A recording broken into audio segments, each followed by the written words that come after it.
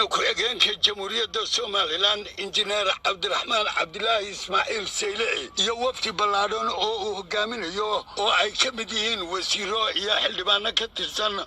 golaha wakiilada ayaa goor dhaweyd soo gaadhay magaala madaxda gobolka Awdal Boorama. Waxaana madaxweynuhu ka warbixiyay ujeedada socdaalkiisa oo uu ka waramay, waxaana uu sheegay muhiimadda koowaad ay tahay sidii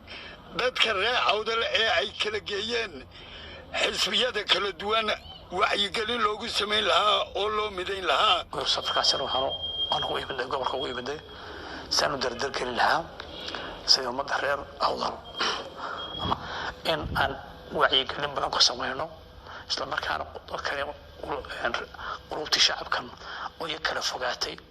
oo arrimaha dimuqraadiyadda waxna u cusub iyo xisbiyadu ay kala kaxeeyeen taana inaan maartay haddii marka dhawaan ka saarno dareenka dhex yaallay oo aan qulubtooda saas ku soo jiidi lahayn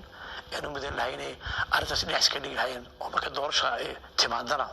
waqtiga doorasho nin ku jecel ana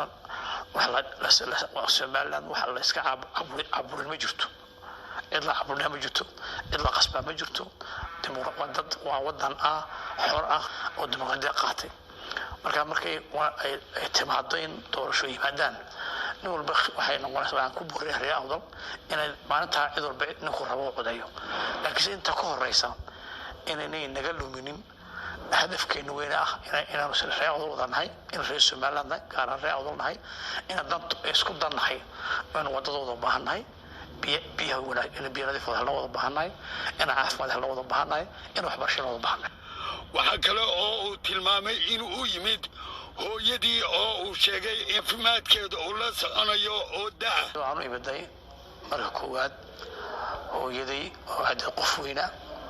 وهذا الجيفتا ومركز تيجي سوي العلساء أين نقصنا النقطة قبل كعودة قارهن حسب ديسمبر ما ما أنتنا غير دارية تبدأ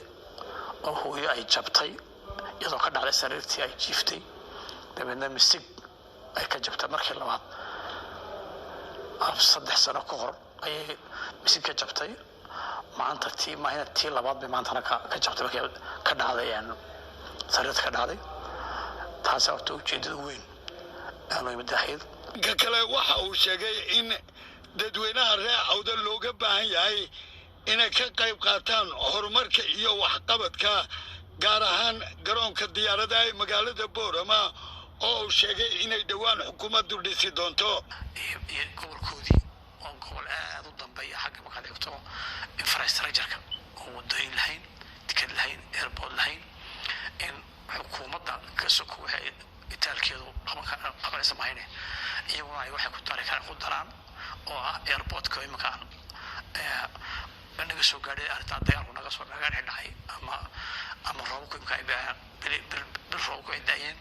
degdeg loo bilaabay hol xukuumadda iyo sakaashanayaan dadweynaha ganacsatada reer Boorama dadka Ilaahay wax siiyay wadadii Baki oo socota waxa soo horumar iyo wixii kale si dhaafsan malaha la gaari karaba saadirta waxaan way muday aniga iyo ufti gobolka socda iyo madaxda si joogtayba inaan dardar galino si ummadaasi wax wada qabsan lahayd waxana uu madaxweyne ku-xigeenku si kadisa uu booqday xildhibaan hore oo ay ku wada jireen golihii deegaanka waqtigii uu madaxweynuhu ka mid ahaa oo xildhibaankaasi oo Maxamed Cabdi Gaafane isagoo halkaasi ku guddoonsiiyay